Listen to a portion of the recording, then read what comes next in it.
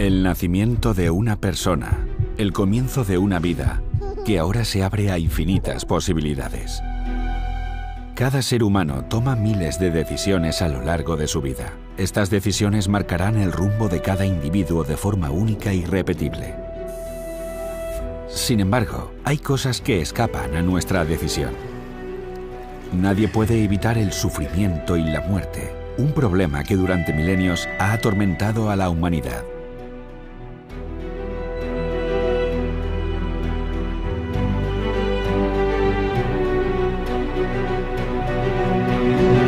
¿Hay solución para esto? Quizá la solución más extendida y radical es la llegada de un Salvador. Sería el cumplimiento de una serie de profecías bíblicas que podrían cambiar el curso de la historia para siempre. Profecías sobre el elegido, alguien con poder sobrenatural para restaurar un mundo feliz. Los cristianos creen que Jesucristo cumplió todos los requisitos para ser el Mesías prometido en la Biblia. Sin embargo, el pueblo judío aún lo sigue esperando. Muchos otros cuestionan la veracidad de estas profecías bíblicas y ponen en duda el relato de los evangelios. Si Jesús fue el Mesías que la humanidad ha estado esperando durante siglos, ¿por qué aún no se ha instaurado ese reino perfecto que Él mismo prometió? ¿Pudo ser Jesús un loco que creyó ser el Hijo de Dios, o peor aún, un impostor? Abrimos una investigación para descubrir la verdad acerca de las profecías que hablan del Mesías.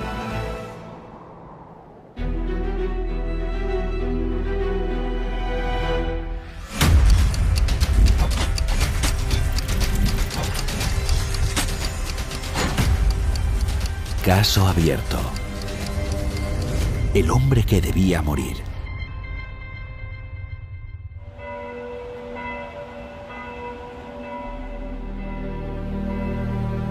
Según las profecías, el Mesías es el hombre más importante de los que nacen en la tierra. Pero, ¿qué significa Mesías? ¿Y qué son las profecías bíblicas? La palabra Mesías significa el ungido. En griego sería Christos. Ambos términos significan lo mismo. Hace referencia a una práctica del Antiguo Testamento donde se ungía con aceite a un sacerdote cuando era ordenado. Esto simboliza que Dios le daría la unción del Espíritu Santo. El rito de ungir aparece mucho en la Biblia. No se utiliza solamente para referirse al Salvador prometido. En realidad, se aplicaba a un rey, un sacerdote o un profeta.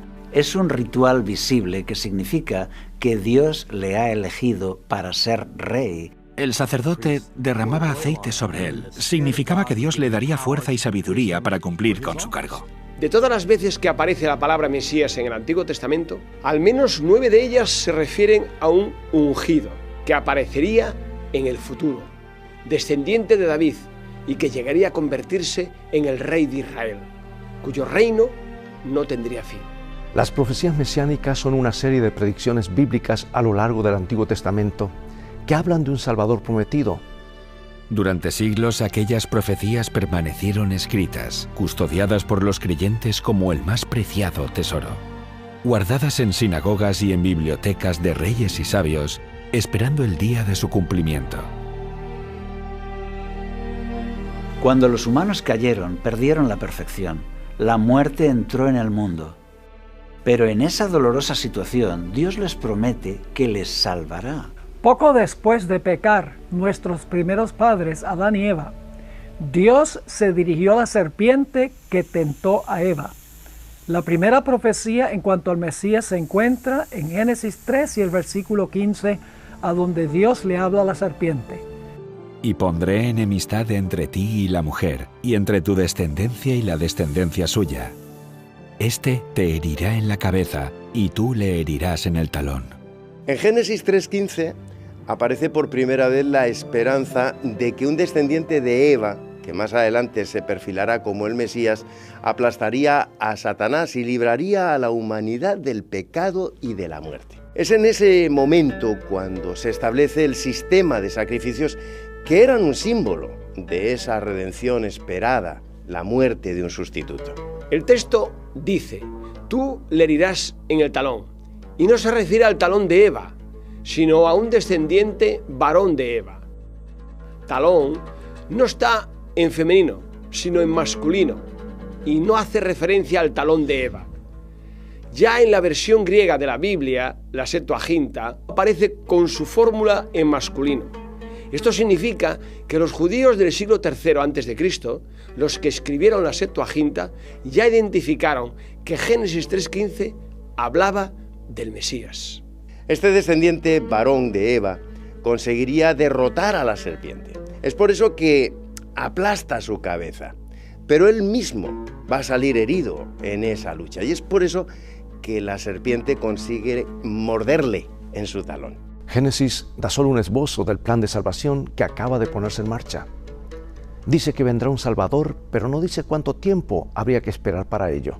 A lo largo de la Biblia encontramos que la figura de un Salvador prometido se va concretando.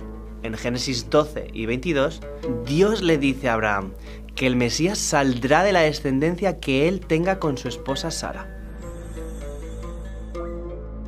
En Génesis 49 dice que descenderá de la línea de Judá, uno de los hijos de Jacob. No será quitado el cetro de Judá ni el legislador de entre sus pies, hasta que venga Silo, y a él se congregarán los pueblos. No siempre se utiliza el término Mesías para referirse al Mesías prometido. También se utilizan los títulos de semilla, silo, cetro, estrella, rey y profeta.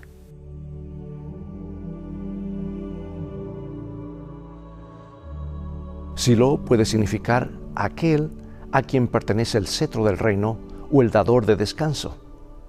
Este texto está indicando que un descendiente de Judá sería rey y un legislador que gobernaría sobre todas las naciones de la tierra. Es decir, que el hombre de la promesa es de la tribu de Judá, es rey y también legislador. Algunos creen que Silo no se refiere al Mesías, sino que se trata de una interpretación que viene de la época de la Reforma Protestante o incluso posterior. Sin embargo, hay un manuscrito del siglo II después de Cristo. Se llama el Targum de Onkelos. En este manuscrito se cambia la palabra Silo por la de Mesías y el texto quedaría diciendo: no será quitado el cetro de Judá ni el legislador de entre sus pies hasta que el rey Mesías venga. Esto confirma que los judíos del siglo II después de Cristo creían que este texto estaba haciendo referencia al Mesías. El Mesías también sería profeta. Así es como lo indica Moisés. Profeta de en medio de ti, de tus hermanos, como yo, te levantará Jehová tu Dios. A él oiréis, y pondré mis palabras en su boca, y él les hablará todo lo que yo le mandare. Moisés hizo señales y maravillas entre el pueblo de Israel cuando salieron de Egipto y durante su estancia en el desierto. Hablaba con Dios cara a cara. Era el mediador entre Dios y el pueblo de Israel. Y además fue un legislador. Todas estas son las características que debía cumplir este profeta que Moisés anuncia. Job 19, 16 al 27 dice que este Redentor del pecado muere. Lo sabemos porque dice: yo sé que mi Redentor vive y al fin se levantará sobre el polvo.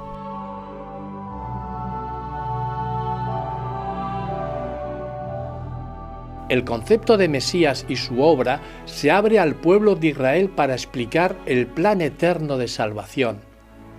La promesa es solo una, pero con el transcurso de los siglos esta promesa se revela cada vez con más detalle. Las profecías del Antiguo Testamento ofrecen un cuadro detallado del Mesías, alguien que nacería dentro del pueblo de Israel, sería rey de todas las naciones y su gobierno no tendría fin.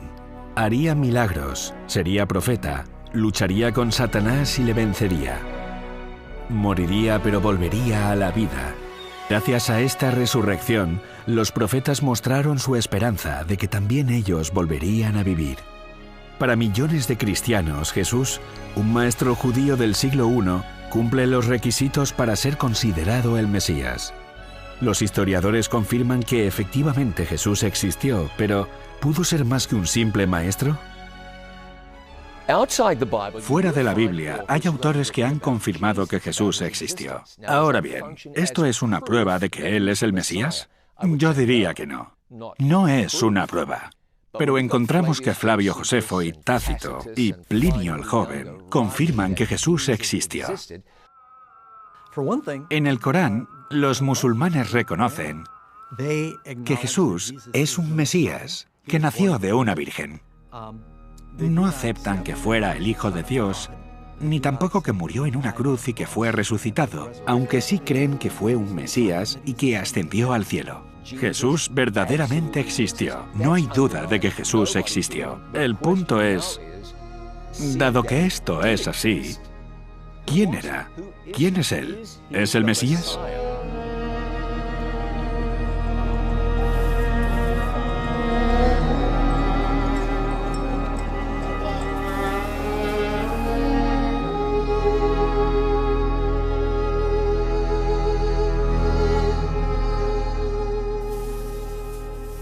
Si las biografías de los evangelios sobre Jesús coinciden en todos los detalles con lo que se dice del Mesías en el Antiguo Testamento, podemos concluir ambas son verdaderas.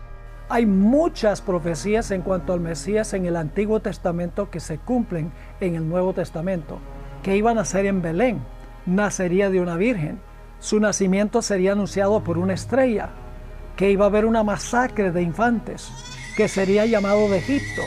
Sabemos que el Mesías tenía que ser descendiente de David. Dios establece un pacto con David donde le promete que establecería su linaje para siempre.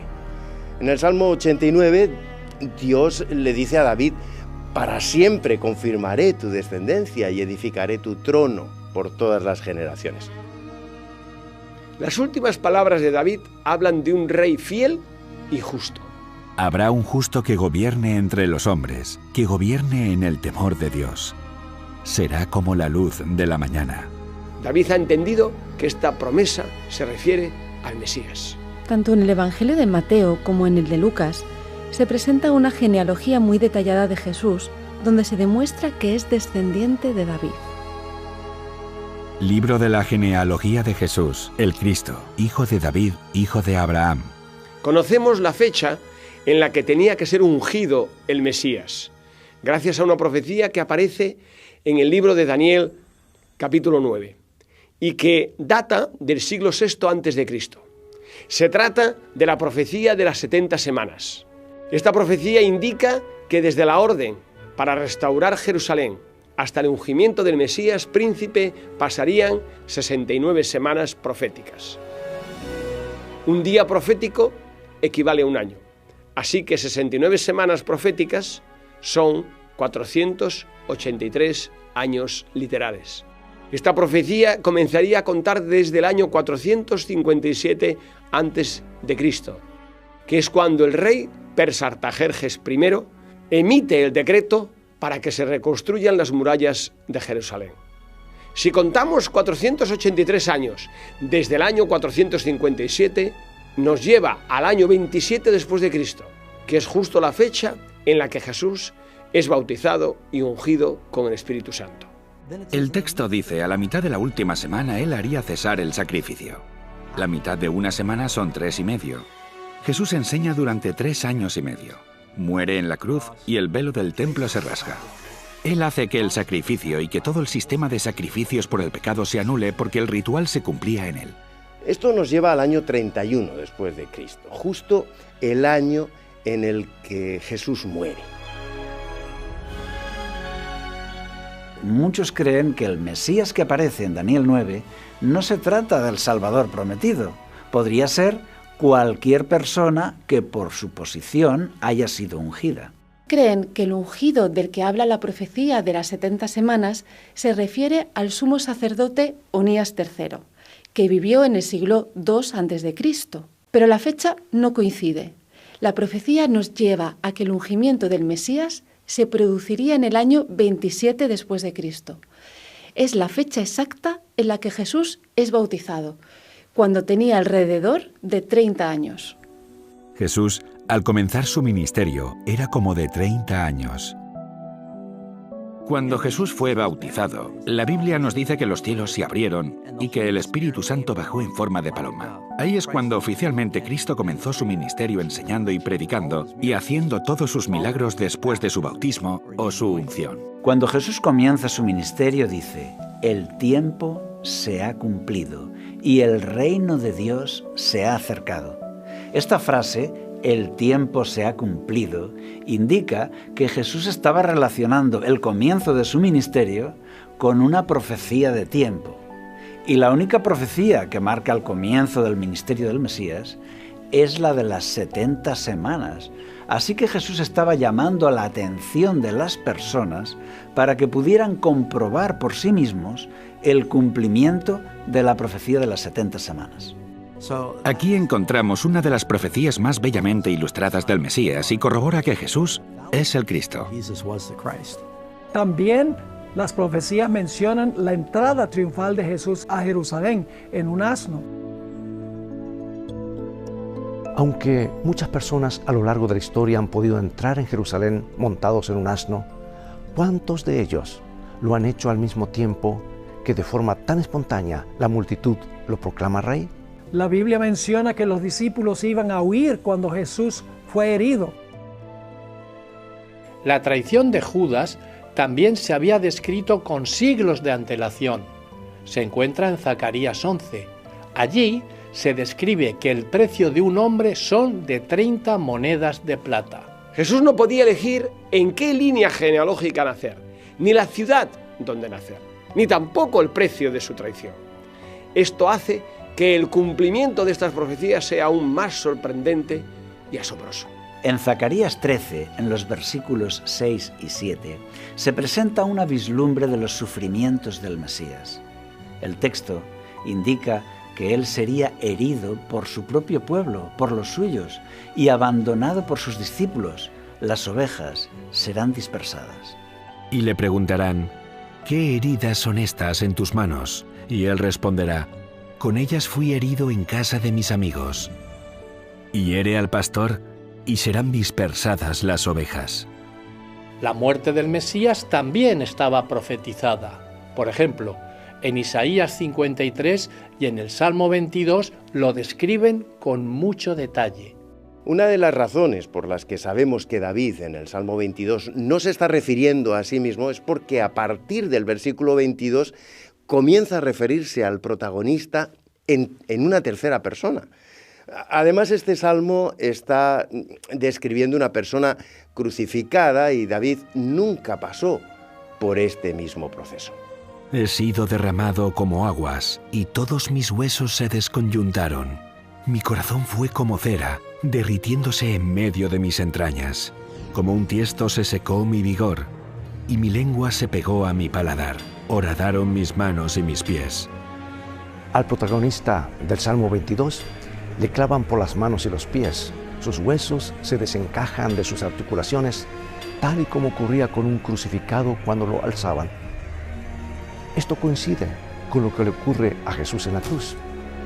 También describe que esta persona está deshidratada y sabemos que Jesús había perdido mucha sangre durante la flagelación previa a la cruz. Otra de las profecías que se cumple durante la crucifixión de Jesús es cuando pide de beber y en lugar de agua le dan vinagre. Esto ya se profetizó en el Salmo 69, donde dice: y en mi sed me dieron a beber vinagre. La Biblia en el Antiguo Testamento también menciona que agua iba a salir de su costado. Lo mismo que ocurrió durante la crucifixión de Jesús. Un soldado romano, para asegurarse que Jesús estaba muerto, clava una lanza y sale agua de sus pulmones y luego la sangre que provenía del corazón. Las palabras exactas de sus enemigos al pie de la cruz están ya en el Antiguo Testamento. Todos los que me ven estiran la boca, menean la cabeza. Se encomendó a Jehová, líbrele él, puesto que en él se complacía. Las personas creen que sufre la ira de Dios, pero en realidad está llevando sobre él nuestro pecado y nuestro castigo. También la Biblia menciona que sus enemigos iban a echar suertes por sus mantos. Repartieron entre sí mis vestidos, y sobre mi ropa echaron suertes. Esto se cumplió de forma precisa en el momento de la crucifixión de Jesús. Cuando los soldados hubieron crucificado a Jesús, tomaron sus vestidos e hicieron 4 partes, una para cada soldado. Tomaron también su túnica, la cual era sin costura, de un solo tejido de arriba a abajo. Entonces dijeron entre sí: no la partamos, sino echemos suertes sobre ella, a ver de quién será. Hay un capítulo del libro de Isaías que describe los sufrimientos y la muerte de un hombre. Se trata del capítulo 53. En este capítulo se relaciona la muerte de un redentor con el cordero, que se sacrificaba en el altar del santuario para expiar el pecado del ser humano. Dice Isaías 53 que con su sufrimiento y su muerte pagaría el rescate de la raza humana. Se presenta ante Dios y obtiene nuestro perdón. En esto es nuestro sacerdote. Ciertamente llevó él nuestras enfermedades y sufrió nuestros dolores. Y nosotros le tuvimos por azotado, por herido de Dios y abatido. Mas él herido fue por nuestras rebeliones, molido por nuestros pecados. Es como una oveja que es llevada al matadero. Él no abrió su boca, no se defiende. Si uno observa los acontecimientos que sucedieron alrededor de la cruz, verá que Jesús no pudo haber manipulado estas cosas pretendiendo ser el Mesías. No se puede orquestar que la turba demande tu sangre. No se puede orquestar ser clavado. El Salmo 22 profetiza que sortearían su ropa. Jesús no pudo orquestar que los soldados romanos se rifaran su ropa, tal y como dicen las profecías, que horadarían sus manos y sus pies, y también su costado. Además, predice las burlas y las palabras que diría: Dios mío, ¿por qué me has desamparado? Así es como comienza el Salmo 22. Las posibilidades de que Jesús fuera capaz de manipular y escenificar todo esto, con el fin de hacerse pasar por el Mesías, son extremadamente ridículas. ¡Rabí! Miradlo, está todavía ¿Quién ha dicho eso? ¡Sálvese a sí mismo si este es el Cristo! ¡Rabí! ¡El escogido de Dios! A otros salvó y a sí mismo no se puede salvar. ¡Salve, rey de los judíos!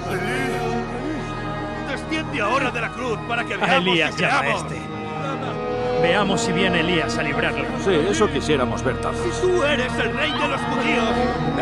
Tú que derribas el templo de Dios y en 3 días lo reedificas. ¡Sálvate a ti mismo! Desciende de la cruz. Mateo y Marcos registran las últimas palabras de Jesús antes de morir. Dios mío, ¿por qué me has desamparado? Estas son las primeras palabras con las que comienza el Salmo 22, y la primera frase de un salmo solía ser su título. Esto quiere decir que cuando Jesús está muriendo y grita estas palabras, todos pudieron reconocer que estaba citando el Salmo 22. Elí, Elí, lama sabactani. Imagínate lo que la gente pensaría cuando releyera este salmo y comprobara que David había descrito con todo detalle la muerte de Jesús 1000 años antes de que ocurriera. Isaías 53 dice que este Redentor, a pesar de ser despreciado y humillado por todos, sería colocado en una sepultura de ricos. Y esto es precisamente lo que ocurre con Jesús. Y se dispuso con los impíos su sepultura, mas con los ricos fue en su muerte. Los crucificados como Jesús no tenían derecho a tener una sepultura digna. Normalmente eran colocados en fosas comunes. Sin embargo, vemos que Jesús es enterrado en la tumba de un hombre rico, la de José de Arimatea. La resurrección del Mesías estaba profetizada en diferentes libros del Antiguo Testamento. En el Salmo 16:10 dice: porque no dejarás mi alma en el Seol, ni permitirás que tu santo vea corrupción. Y así se cumplió, porque su cuerpo no se descompuso. Antes de eso, Jesús volvió a la vida. Es la señal más clara de que Jesús era quien decía ser el Mesías, el Hijo de Dios. La resurrección de Jesús marcó un antes y un después en la vida de los discípulos. Fue la mayor prueba de su divinidad. La muerte de Jesús hizo que sus esperanzas quedaran frustradas. Sin la resurrección, la fe cristiana jamás habría llegado a existir. La cruz habría sido el triste y vergonzoso fin de Jesús. La resurrección hizo que los cristianos salieran a proclamar a Jesús como el Hijo de Dios de forma arrolladora, aun a costa de sus propias vidas. Esto quiere decir que ellos tenían la certeza absoluta de que Dios había resucitado a Jesús de entre los muertos. Cuando las profecías sobre el Mesías se estudian en su conjunto, se puede apreciar que hay armonía entre ellas y un propósito coherente, y Jesús cumple todas ellas. La Biblia tiene 1199 capítulos y 66 libros que han sido escritos a lo largo de cientos y cientos de años por diferentes personas y en lugares muy diversos. Y aún así este libro tiene una armonía que no se puede encontrar en ningún otro sitio. No fue escrito por una sola persona ni en el mismo momento de la historia, y aún así tiene armonía. La pregunta que nos podemos hacer es, si las profecías sobre el Mesías eran tan claras, ¿por qué muchos judíos de la época no reconocieron que Jesús las estaba cumpliendo todas? La respuesta es sencilla. Ellos no querían un Mesías que les acusara de sus pecados. Muchos esperaban que Jesús viniera como libertador, como conquistador. Malinterpretaban las profecías. Ellos no entendieron que antes de ser un libertador y un conquistador, Él padecería el sufrimiento del Cordero sacrificado. Jesús vino como Cordero. Cristo vino al mundo para conquistar el corazón y mostrar cómo era Dios al ofrecerles el regalo de la vida eterna. Solo se centraron en las profecías que hablaban de la victoria del Mesías sobre el resto de las naciones. Querían un libertador militar y entendieron que el Mesías liberaría al pueblo hebreo del yugo romano. Incluso Juan el Bautista tuvo un momento en el que dudó. Antes había anunciado a todos que aquel hombre era el Salvador, pero ahora, encerrado en la cárcel, se pregunta por qué no usa su poder. Si es el Mesías, ¿por qué no barre a sus enemigos? ¿Por qué no toma posesión de su trono? Y envió a sus discípulos a preguntarle a Jesús si realmente Él era el Mesías. Jesús le responde con la profecía de Isaías 35:5. Los ciegos ven, los sordos oyen.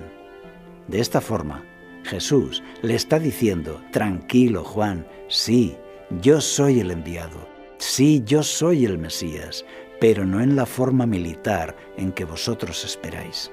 Muchos reyes fueron ungidos, pero las profecías anunciaban un personaje único, un personaje definitivo, el Mesías divino. Él realiza su misión y lo hace una sola vez, cambiando el curso de la historia, y ese curso de la historia lo cambia para siempre. No es lo mismo un ungido que el ungido, el Mesías, el Rey total. El Mesías es el Rey designado por Dios, un superhombre que gobernará con tal poder que llevará a su pueblo a la gloria y a la paz. Gobernará al mundo entero con sabiduría divina por la eternidad. Es fascinante ver que en la historia han habido muchos que han pretendido ser el Mesías. Pero mientras afirmaban serlo, demostraban ser todo lo contrario. En la historia hay personajes así. ¿Curaron a los enfermos? No. ¿Resucitaron a los muertos? No. ¿Caminaron sobre el agua? No. ¿Impartieron el perdón? No. ¿Alguno de ellos pudo cambiar un solo corazón? No, definitivamente no. La Biblia narra que Jesús dijo que sus enseñanzas llegarían a todo el mundo. Bueno, aquí está un hombre que no tiene educación formal. No lidera ningún ejército y no tiene cargos políticos. Ahora bien, viendo la historia, podemos comprobar si esta afirmación se ha cumplido. Nadie puede negar que las enseñanzas de Jesús han tenido un impacto mundial. Se han difundido más que ninguna otra religión del mundo. Decir que su doctrina llegaría a todo el mundo y lo transformaría era una afirmación muy atrevida para un oscuro Galileo sin educación, hijo de un carpintero. Obviamente vemos que sucedió así porque ahora mismo el cristianismo es la religión más extendida del planeta. El científico Peter Stoner, calculó que la probabilidad de que una sola persona cumpla 8 profecías acerca del Mesías es de una entre 100.000 billones. Este número es muy superior a la cantidad de personas que han vivido en la tierra a lo largo de toda su historia. Pero Jesús no cumplió 8 profecías, cumplió asombrosamente más de 100 profecías. Para todos estos eventos hay profecías del Antiguo Testamento y el Nuevo Testamento describe el cumplimiento. No hay posibilidad de que esto sea una coincidencia. La biografía de Jesús de Nazaret coincide en todos los detalles con las profecías mesiánicas del Antiguo Testamento. ¿Es esto cumplimiento o manipulación? Quizá los discípulos de Jesús amoldaron a propósito la narración de los evangelios para que su vida coincidiera con las profecías que hablaban del Mesías. ¿Hasta qué punto podemos confiar en su relato?